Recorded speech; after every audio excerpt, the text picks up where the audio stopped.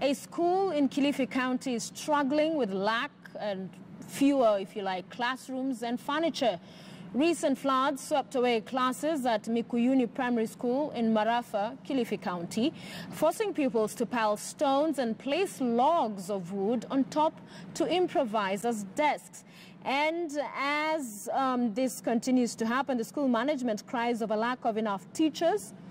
Pupils as well are decrying the same as they struggle with writing on their laps. Here now is Shadrach Miti with that story.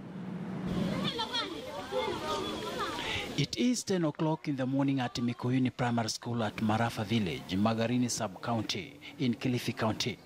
These pupils are preparing for both end-of-term exams and the upcoming national examinations. The real test for them will be writing exams on their laps while sitting on either cold or dusty floors. Some who may consider themselves lucky have improvised makeshift desks, logs of wood placed on top of stones.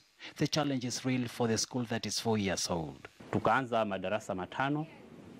Hiyo tulianza darasa la kwanza hadi darasa la tano kwa mwaka 2014.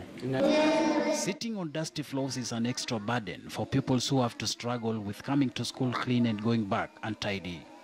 A situation that has continually affected their school attendance. Mara nyingine hii unaweza kuanguka na unaweza kumisa mwenzako. Mara nyingi unaweza kuweka hapa. Na kama hilo bao kama umenaweza kuliweka vizuri unaweza kuweka hapa na ukaandika. Hii kutokuwa na madawati kwanza inachangia mwandiko mbaya kwa watoto. Handwriting kwa watoto pia inakuwa ni shida. Halafu pia hapa hakuna madawati na pia kuna vumbi. Sasa ile vumbi nao wakati kama kumekuja vumbi huwa inaleta magonjwa kama mafua kwa hao wanafunzi. Na pia hata nguo zao zile wanavaa inabidi wao wanafua kila wakati. Kwa sababu ya ile vumbi na vile wamekaa chini. Na pia inalazimu wazazi wao wanawanunulia nguo kila mara kwa sababu huwa zinapasuka vile wamekaa kwenye mawe, huwa zinapasuka mapema. But the biggest challenge has been taking lessons in structures that don't have walls, a situation that both pupils and teachers say interferes a lot with their attention. It is even worse when 2 or 3 teachers are in neighboring classes at the same time. And the confusion is usually so much that even being attentive becomes almost impossible for the pupils.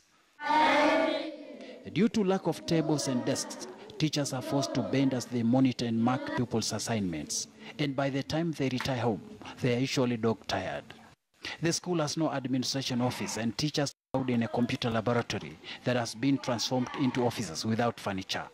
The recent floods witnessed in several parts of the country made a bad situation worse here. The few classes the school had were destroyed and limited stationery swept away.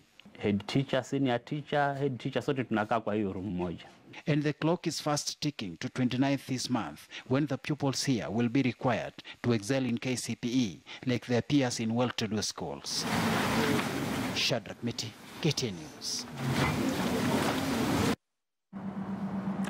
Well, it's time for that conversation.